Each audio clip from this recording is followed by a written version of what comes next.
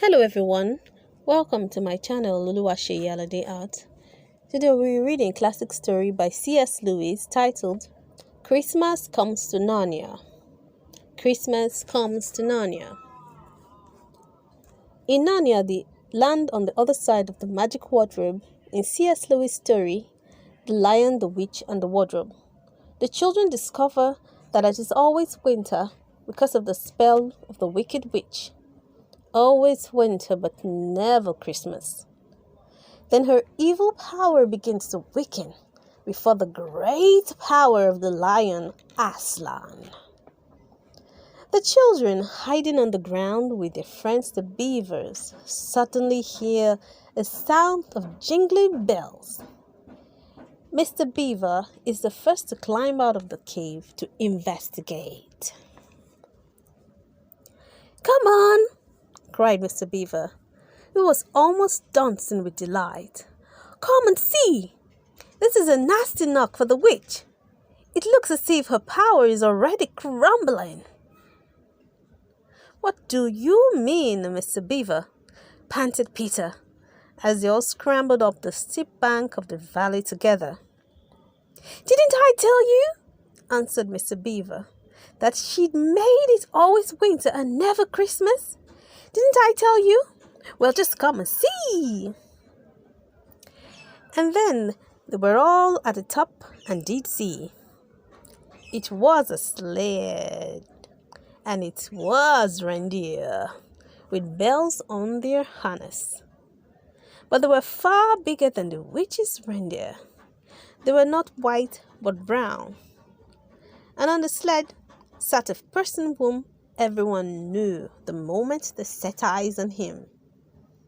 He was a huge man in a bright red robe, bright as holly berries, with a hood that had fur inside it and a great white beard that fell like a foamy waterfall over his chest. Everyone knew him because, though you see people of this sort only in Narnia, you see pictures of them and hear them talked about even in our world, the world on this side of the wardrobe door. But when you really see them in Narnia, it is rather different. Some of the pictures of Father Christmas in our world make him look only funny and jolly. But now that the children actually stood looking at him, they didn't find it quite like that. He was so big and so glad and so real that they all became quite still. They felt very glad, but also solemn. "I've come at last," he said. "She has kept me out for a long time, but I've got in at last. Aslan is on the move. The witch's magic is weakening." And Lucy felt running through her that deep shiver of gladness which you only get if you are being solemn and still. "And now," said Father Christmas, "for your presents. Here is a new and better sewing machine for you, Mrs. Beaver. I will drop it in your house as I pass." "If you please, sir," said Mrs. Beaver, making a curtsy. "It's locked up." "Locks and bolts make no difference to me," said Father Christmas. "And as for you, Mr. Beaver, when you get home, you will find your dam finished and mended, and all the leaks stopped, and a new sluice gate fitted." Mr. Beaver was so pleased that he opened his mouth very wide, and then found he couldn't say anything at all. "Peter, Adam's son," said Father Christmas. "Here, sir," said Peter. "These are your presents," was the answer, "and they are tools, not toys. The time to use them is perhaps near at hand. Bear them well." With these words, he handed to Peter a shield and his sword. The shield was the color of silver, and across it there ramped a red lion, as bright as a ripe strawberry at the moment when you pick it. The hilt of the sword was of gold, and it had a sheath and a sword belt and everything it needed, and it was just the right size and weight for Peter to use.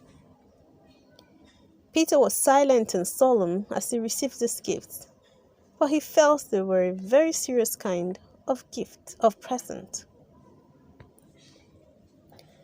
"Susan, Eve's daughter," said Father Christmas, "these are for you." And he handed her a bowl and a quiver full of arrows, and a little ivory horn.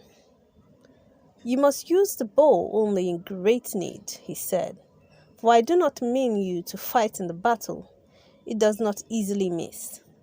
And when you put this on to your lips and blow it, then wherever you are, I think help of some kind will come to you."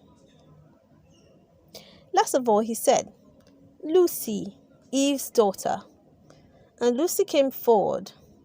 He gave her a little bottle of what looked like glass, but people said afterwards that it was made of diamond, and a small dagger. "In this bottle," he said, "there is a cordial made of the juice of one of the fire flowers that grow in the mountains of the sun. If you or any of your friends is hurt, a few drops of this will restore them. And the dagger is to defend yourself at great need, for you also are not to be in the battle." "Why, sir?" said Lucy. I don't know, but I think I could be brave enough." "That is not the point," he said, "but battles are ugly when women fight. And now," here he suddenly looked less grave, "here is something for the moment for all of you." And he brought out, I suppose from the big bag at his back, but nobody quite saw him do it, a large tray containing 5 cups and saucers, a bowl of lump sugar, a jug of cream, and a great big teapot all sizzling and piping hot. Then he cried out, "Merry Christmas! Long live the true king!" and cracked his whip, and he and the reindeer and the sled and all were out of sight before anyone realized that they had started. The end. Don't forget to subscribe to my channel for more enjoyable content of amazing books which I'll read aloud to you. Bye-bye.